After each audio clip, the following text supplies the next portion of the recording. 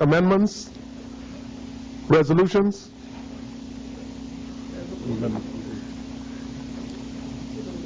Member statements.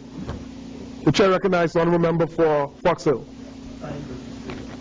Yesterday, during the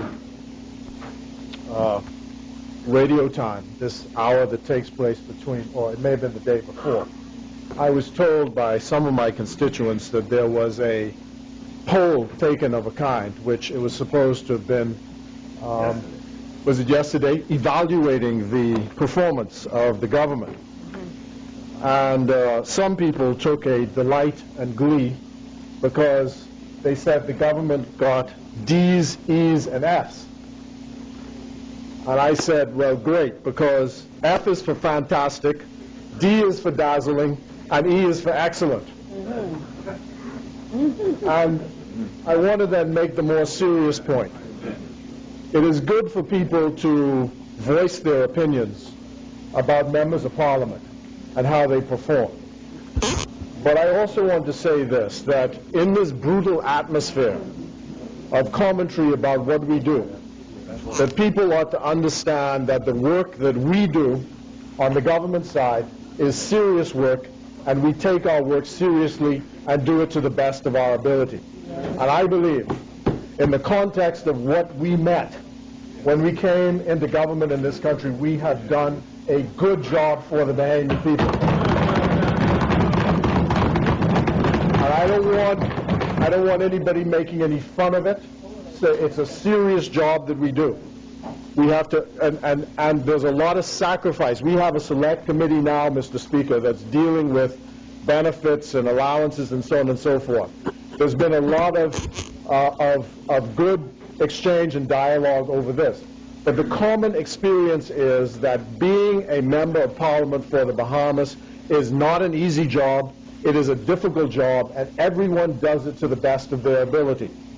And I want that, because I don't want younger people who are someday going to end up in this place to feel that this is not a vocation that they ought to take on. And people are always criticizing politicians about their no good and this and all. The people who are politicians in this place are no better or worse than the Bahamian people as a whole, because we represent you.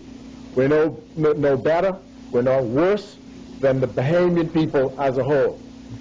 If we were to take a poll of the talk show hosts who are in the business of making sure that they have listeners on the radio and on and through television, we could do our own evaluations of them. And I would say P for provocative, H for hilarious, and L for ludicrous.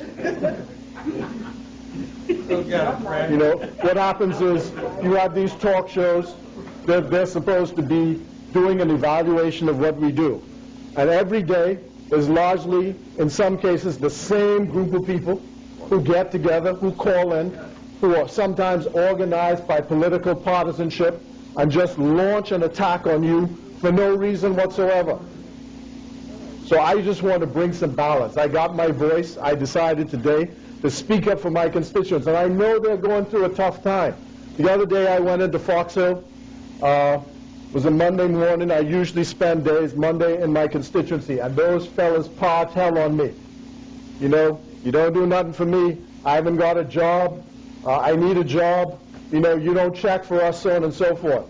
It got so much that another of my generals and supporters called me up and said, boy, I heard the fellas rough you up in Fox Hill the other day. But I don't take it like that at all. That's just how people talk. That's just how they express themselves. It was an absolutely safe atmosphere, and they have a right to say, are you checking for me? I don't take any offense to it whatsoever. But you can't translate that into saying that we as members of Parliament don't do the work for our constituents.